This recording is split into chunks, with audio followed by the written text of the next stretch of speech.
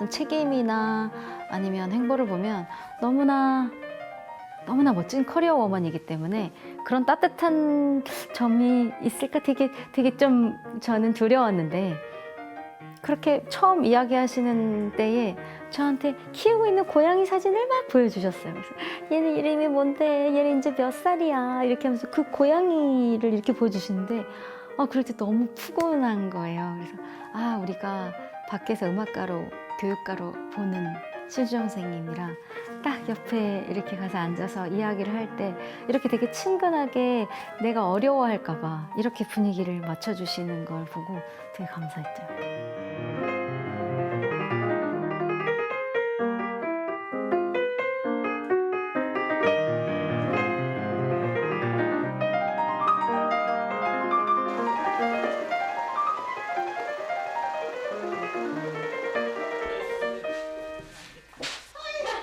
아이고 이쁘게 하고 와.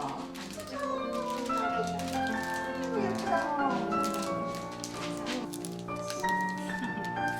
이거 이렇게 끝이 있을 줄 알았어.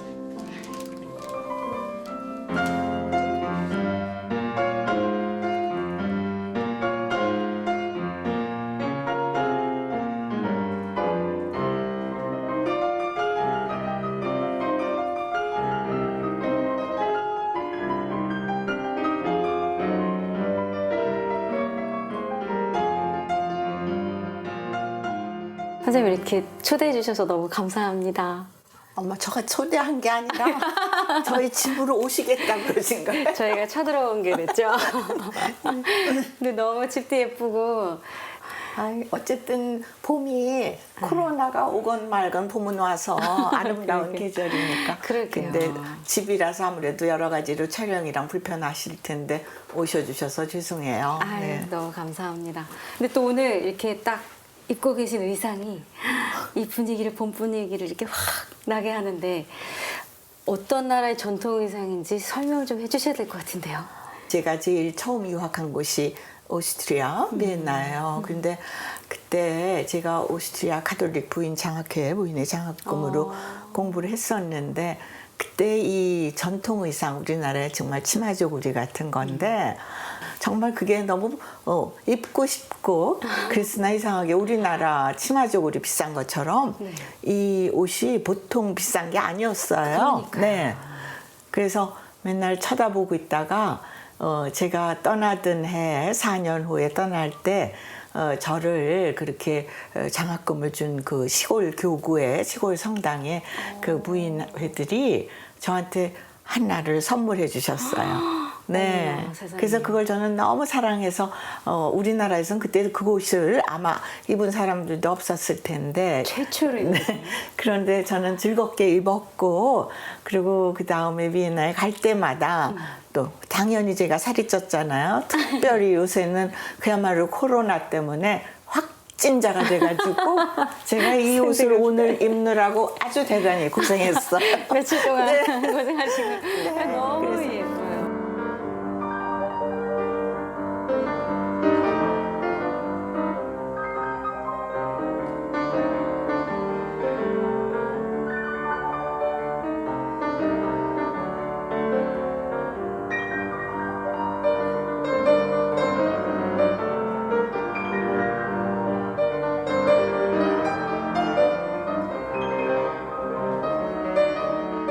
얼마 전까지는 서울대 총동문회 회장직을 맡으셔가지고 굉장히 일이 많으셨잖아요. 얼마 전에 그 임기가 네, 지난 끝났죠. 3월에 끝났어요.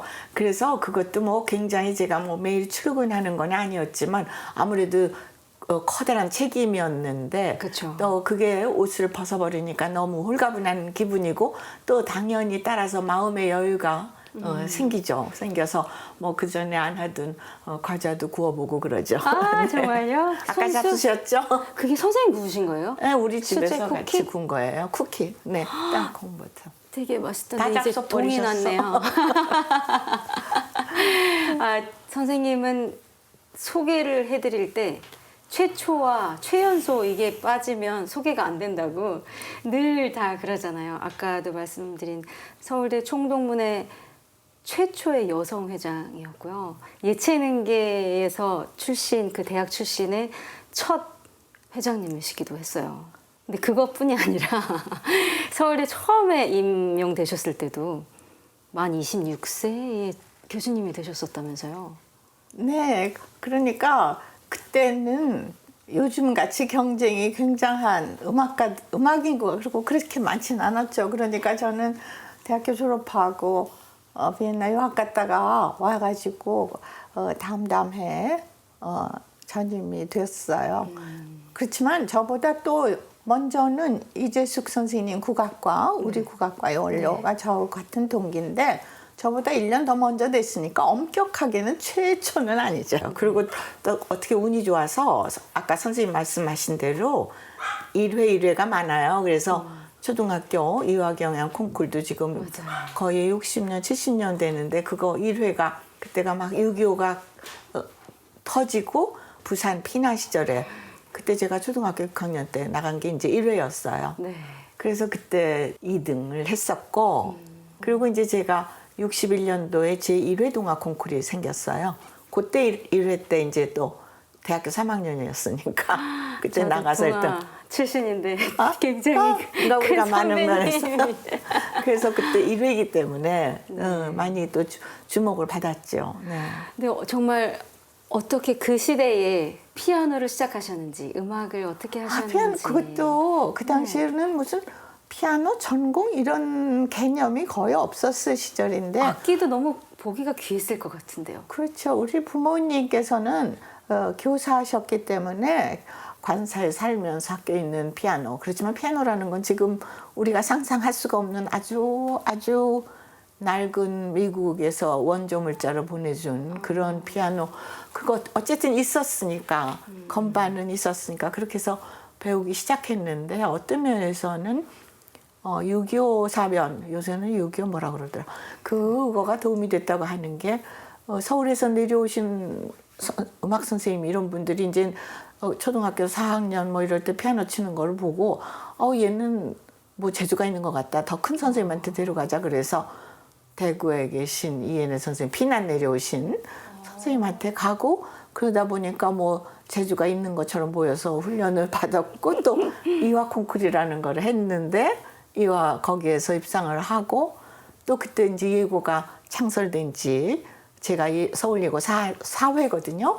그러니까 그 예고를 들어가고 그리고 예고에서 자연스럽게 또 서울대학 그렇게 해서 뭐 굉장한 의욕과 결심과 결단이 아닌 자연스럽게 어떻게 음악으로 일생이 지내온 것 같아요. 네. 근데 이렇게 음악을 가르칠 때는 부모님이 이렇게 한번 해봐라 하셨어도 막상 유학을 떠난다고 하셨을 땐 되게 걱정하셨을 것 같아요.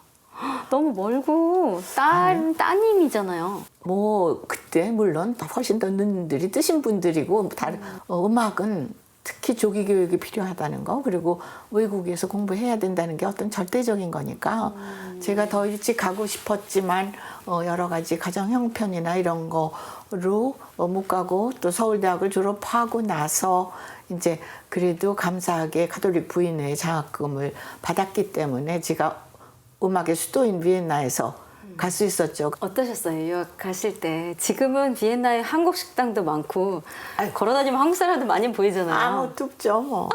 그래서 어떤 면에서 제가 언어 배우고 이러는 게 굉장히 어쩔 수가 없었으니까 지금은 얘기를 들으면은 뭐 유학생들끼리 한국말만 하고도 살 수가 있다고 그러지만 그때는 우리는 독일어를 했어야 되고 그때는 또 영어를 그쪽이 그렇게 잘하지를 않았어요. 그리고 그 당시에는 정말 한국에 대한 인식이 너무 모르죠. 한국 전쟁 때문에 이제 알고 한국이라는 걸. 그래서 그분들은 너무나 가난한 나라의 학생을 도와줘야 되겠다 하는 걸로 그쪽도 오스트리아가 부자 나라가 아니었는데도 장학생을 장학금을 보내줬고 많은 분들이 우리 한국 유학생들이 그런 도움을 받았고 정말 그런 거 생각하면은요 지나온 일생들이 정말 받기만 하고 살아온 것 같아요. 네. 근데 그건 선생님 진짜 겸손한 말씀이시고 왜냐하면 제가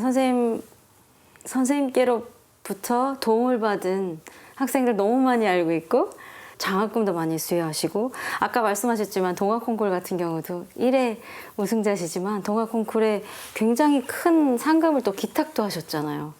아니 그러니까 그런 거는요. 사실 동화 콩쿠르 1등 했다는 게 저한테는 저의 음악 인생에서 굉장한 플러스였고 또 서울예고를 졸업해서 거기에서 받은 그거가 얼마나 소중한 거. 그리고 사실 또 서울대학도 마찬가지고 또 비엔나도 그래요. 그래서 그냥 제가 할 수 있는 조그만씩은 하고 있는 거지만 계속 아직도 멀었다고 생각해요. 제가 받은 거에 비하면. 그리고 저희 시대에는 그렇게 우리가 굉장한 경제적인 여력이 있었던 나라가 아니기 때문에 그런 특히 외국에서 공부하고 이러는 거는 저희 힘으로만은 불가능하던 시절이었고요.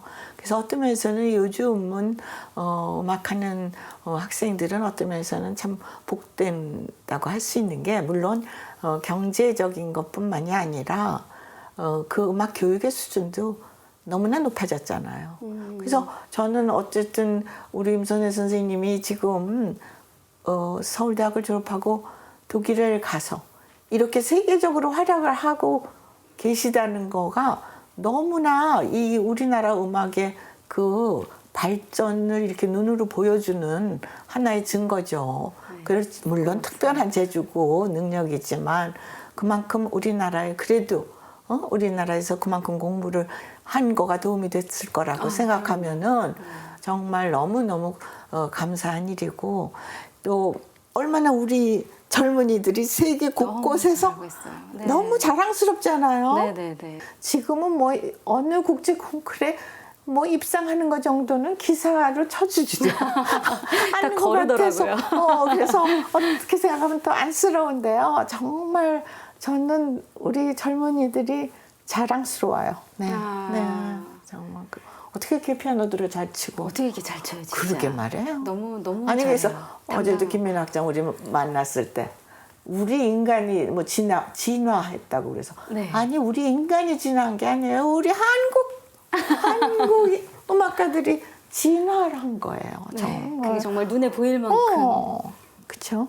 근데 선생님은 되게 그걸 인자롭고 너그러운 눈으로 아 후배들이 참 예쁘고 잘하다 이렇게 보시는 것 같아요. 저는 아직 욕심이 있어서 그런지 아 부럽다.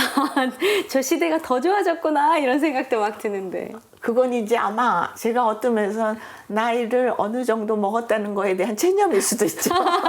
그런가요? 네. 선생님도 유학하셨을 때 그 가톨릭 부인회 네. 거기서 장학금을 받으셨다고 네. 했잖아요. 그 장학금은 어떻게 연결이 된 거예요? 그러니까 제가 영세한 지가 지금 60년이에요. 대학교 1학년 때. 아 대학 때 받으셨어요? 네네. 네, 학생 지도 신부셨던 나 신부님이라고 아주 유명하신 나상조 신부님한테 교리를 배웠어요. 친구하고. 그래서 60년 전에 네. 그러면 집안에서 최초로 그런 셈이죠. 그 다음에 세례를 이제 자 받으셨구나. 집안이 하나씩 다 카톨릭이 되긴 했지만 저가 제일 먼저 시작을 한 거예요. 네. 그러면 그것 때문에 가톨릭 부인회로 그렇게 된 셈이죠. 그래서 신부님이 또 카톨릭 학생 장학회 학생 지도 신부시니까 그런 거를 다 맡고 계셔서 사실은 그 당시에는 카톨릭 부인회에서의 오스트리아에서의 한국에 대한 인상은 전쟁, 6.25 전쟁으로 모든 게 폐허가 되고 너무나 가난하고 그런 굶주린 나라. 그 장학금을 우리가 준다. 그러나 공과, 뭐 농과, 네. 그러고 뭐 이렇게 이과에 대한 것만 주는 조건이었어요. 그렇대요. 그런데 이제 신부님께서 제가 그때 뭐 동아 콩쿠르 1등하고 독일어 시험을 쳐서 합격도 했고 그래서 얘기를 해서 허락을 받아서 이제 제가 갔는데 그러고 나서 돌아올 때는 그쪽에서 너무 좋아하셨죠. 왜냐하면 생전 음악이라는 거를 하고 상상을 못했던 한국 학생이 거기 입상도 하고 거기에 그 브라움스알 아시죠? 거기에서 독주회도 하고 뭐 또 베토벤 콩쿠르에서도 뭐 저기를 타고 디플롬을 타고 이런 거 했기 때문에 굉장히 보람 있으셨겠다. 보람 있게 그 장학금 받으신 것 때문에 성당 어쩔 수 없이 나가셔야 됐던 건 아니에요? 아니요, 저는 어쩔 수 없이 나갔다는 것보다 산 데가 수녀원 기숙사였으니까 이미 거기서도 저를 잘 봐주셔서 어디 뭐 여기저기 산다니고 한 군데서 4년을 잘 있다가 왜냐하면 피아노 치는 유학생들은 어딜 가도 사실 구박이죠. 그러니까 뭐 연습하는. 방음 시설이라는 게 썩 좋지도 않은 네. 나라되고 어디든지 네. 그러면서 저는 먹을 거 다 그냥 그리고 또 장학생이라고 너무나 값도 뭐 거의 안 받다시피 하고 그리고 연습도 방에서 잘 할 수 있었고 그 대신 그래서 되게 엄하시잖아요. 아, 집까지 그렇죠. 들어와야 되고 밤 뭐 이런 9시. 거? 밤 9시.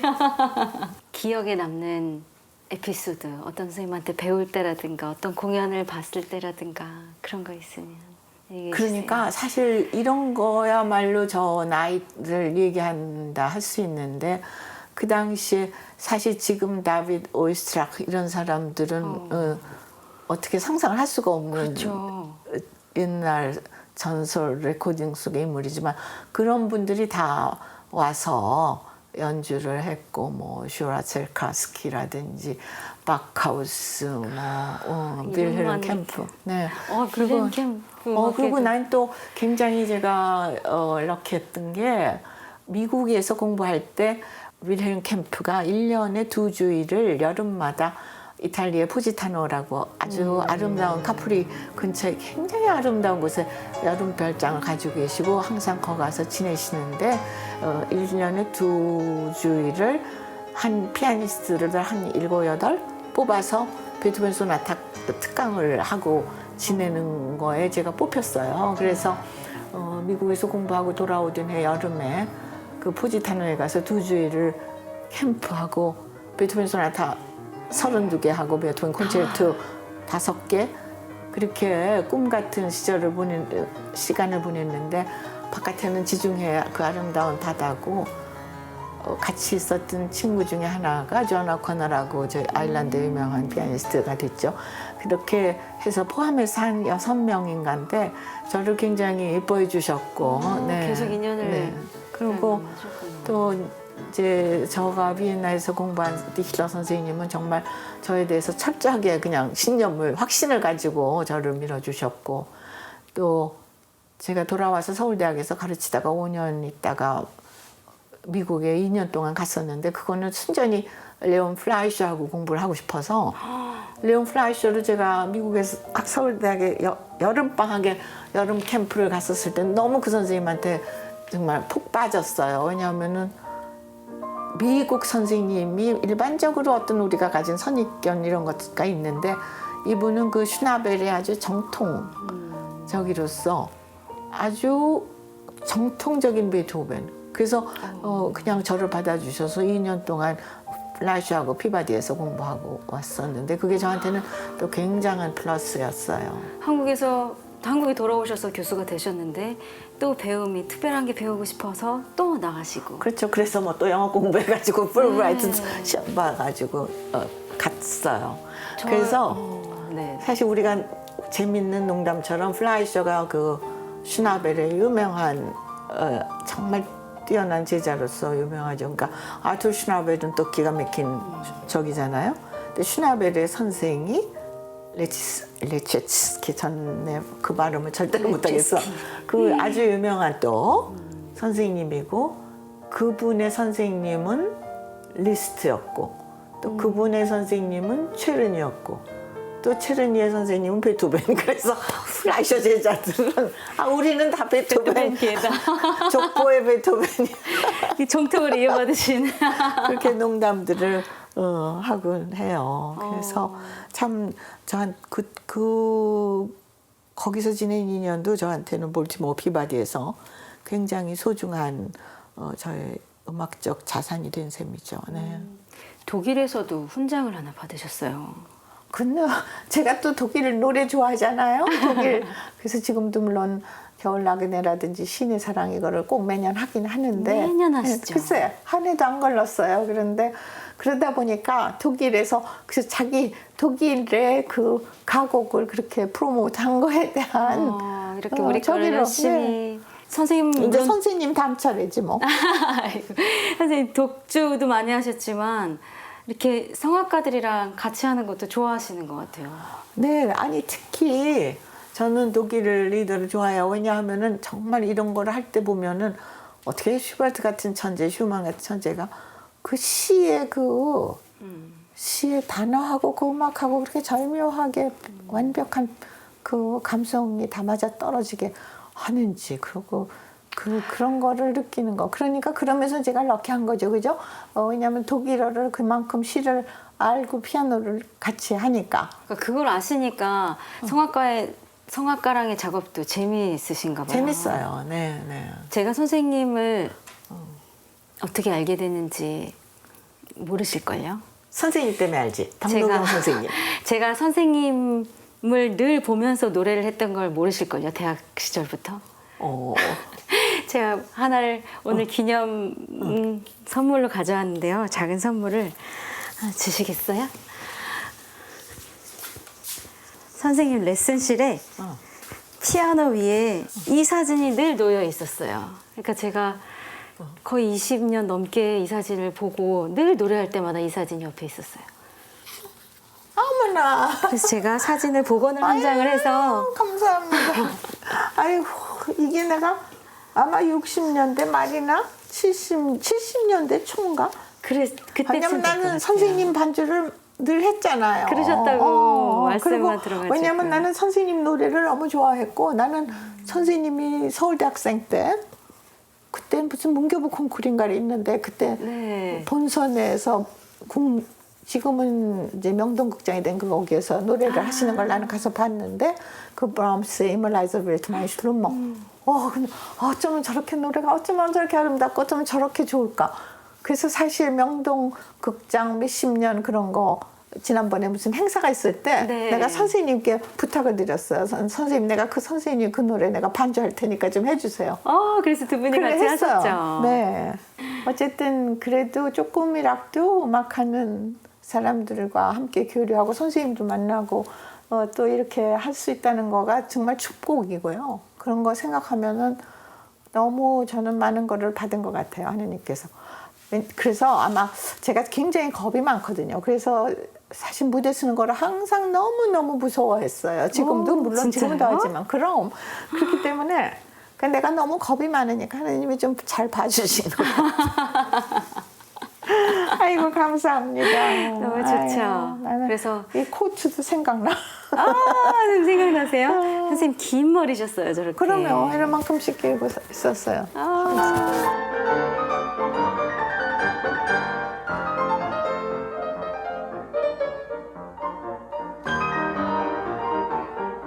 유학하신 이야기 그리고 음악하신 이야기를 들으니까 선생님이랑 한번 꼭 해보고 싶은 노래가 생각이 났어요. 슈베르트의 안디 무직이라는 노래인데, 거기서 보면 이런 순간에 저런 순간에 네가 내 옆에 늘 있었지, 그리고 난 너를 통해서 얼마나 많은 위안을 받았나, 이런 노래인데, 제가 감히 20년 노래하고서 막 이렇게 그 노래 하면 울컥하거든요. 근데 선생님 얘기를 듣고 나니까 이거는 너무나 애송이의 노래겠구나 하는 생각이. 이 악보는 저희 부모님께서 해방이 되면서, 이게 옛날 말만 자꾸 써서, 일본 선생님들이 아마 본국으로 돌아갈 때 이런 가지고 있던 악보들을 다 두고 간 거를 저희 아버님이 사셨는지, 그래가지고 이게 아주 오래된 독일 악보인데 이제 그렇게 해서 어린 거예요. 그리고 이제 어디 누가 가져가지 말라고 모든 아버지 도장을 다 찍고.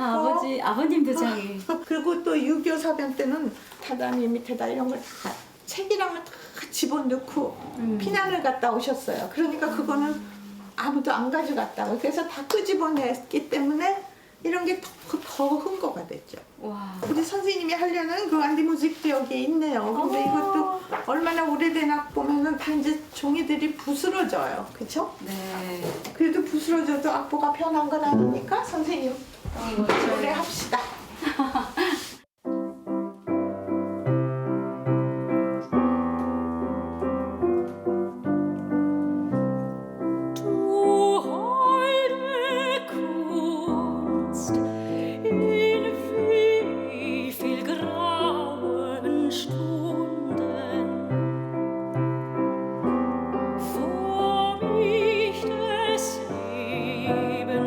Will der Kreis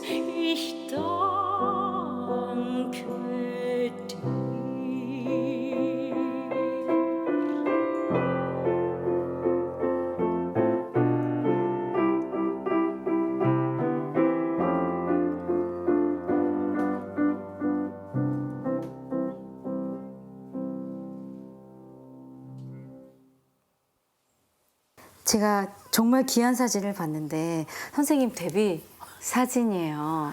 그렇죠.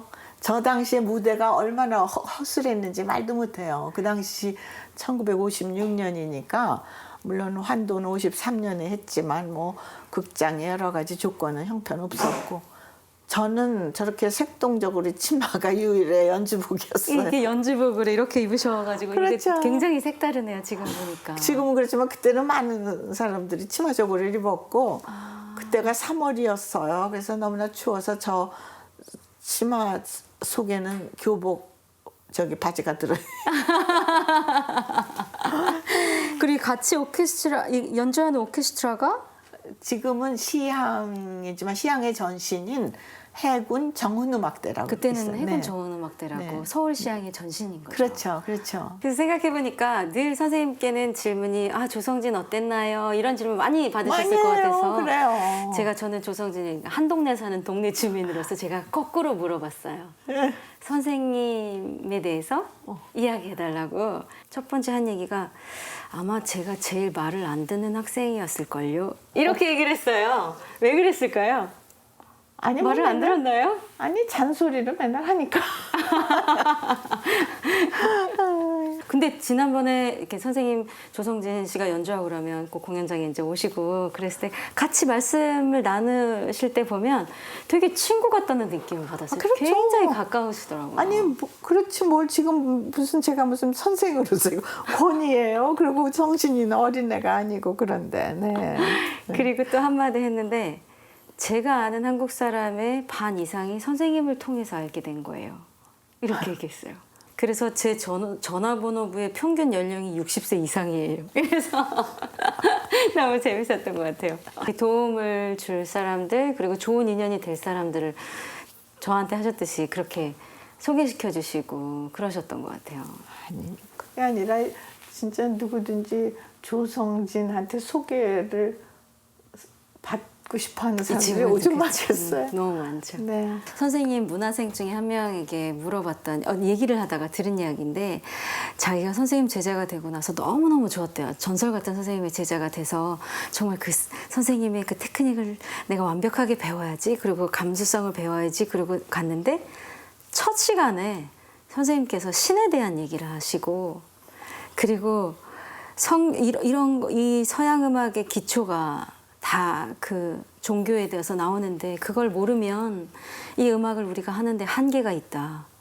그래서 가끔 레슨 시간에도 성경에 나오는 그런 이야기도 막 이렇게 얘기해가지고 그 이야기를 피아노를 풀어주시고 그랬다고. 글쎄 저는 그거는 오히려 전 잘 기억을 그렇게 못하는데 성경을 인용할 때도 있을 수 있죠. 그리고 저는 그 오라토리오 같은 거 있잖아요. 그리고 멘델스존의 엘리아스. 네. 너가 온 마음을 당해서 하느님을 찾으면은 저는 그걸 박인수 씨 독창회 때 제가 그걸 반주를 했었는데 그때 그 오라토리오의 그 성경 구절이 너무나 항상 마음에 와닿고 사실 토마스 파스토프 아시지? 네. 저는 그분이 하는 독일 레퀴엠, 저는 레퀴엠을 들었을 때 정말 어쩔 수가 없이 눈물이 나오더라고요. 신체 장애를 가지고 그리고 키가 이 정도 되시죠. 그런 여러 가지 오히려 어려운 데서 우리는 하느님을 더 존재를 찾을 수 있지 않나 그런 생각이 들어요. 그런 어려운 분들이 그런 거를 극복하고 이러는 걸 보면서 그러게요. 그런 감동으로. 기쁠 때는 오히려 좀 잘 그러게. 그래서 사실 매사에 감사라는 게 그렇게 쉬운 일은 또 아니잖아요. 네, 맞아요.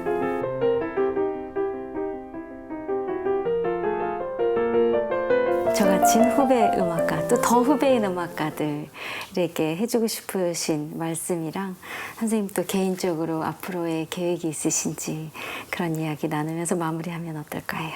좋은 피아니스트를 꿈꾸는 젊은이들이 참 많고 어린이들도 많은데 그런 세대에 조금이라도 저는 계속해서 할 수 있는 한 도움이 됐으면 하는 마음이에요. 그래서 어떤 때 또 가르치다 보면 참 아주 엉뚱하게 막 잔소리를 하다 보면 엄마 나는 제대로 못하면서 저렇게 이런 잔소리 했나 이런 부끄러움이 들 때도 있고요.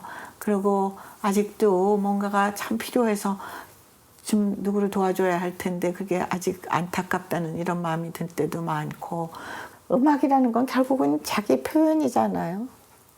그래서 물론 음악을 하기 때문에 저는 어떤 때 너무 이성적인 학생들한테는 아우 뭐 제발 좀 뭔가를 느껴보라고 막 그러고 어떤 때는 너무 감정이 넘치면은 그러면 안 된다 이렇게 저기 하니까 그저 자기가 생긴 대로 한다는 거는 어떤 면에서는 참 자기 자신에 대한 책임이 굉장히 큰 거죠. 네. 그렇기 때문에 그렇다고 또 마냥 사람이 그냥 무대뽀를 좋아가지고는 또 음악이 안 될 수도 있어요. 이 어려운 음악적인 세파를 헤쳐나가기 위해서는 어느 정도의 굉장한 결단력과 어떤 뭐 각오 이런 것도 필요하니까 정말 어려운 음악이라는 것을 택한 마당에는 참 세속적인 성공이라는 것도 굉장히 중요하고 그렇지만 결론적으로는 음악을 한 게 정말 감사하고 행복하다 이런 것만 느끼고 있어도 성공한 삶이 아닐까 싶으네요. 그죠? 맞습니다. 네. 전적으로 동의해요. 오늘 이렇게 시간 내주셔서 좋은 아니요. 말씀 들려주셔서 오늘 저는 안 가고 싶은데 조금 더 했으면 좋겠는데 선생님 너무 피곤하시니까 오늘 이렇게 자리 만들어주셔서 고맙습니다. 감사합니다. 이 사진 내 피아노에 놓고 잘 보겠습니다.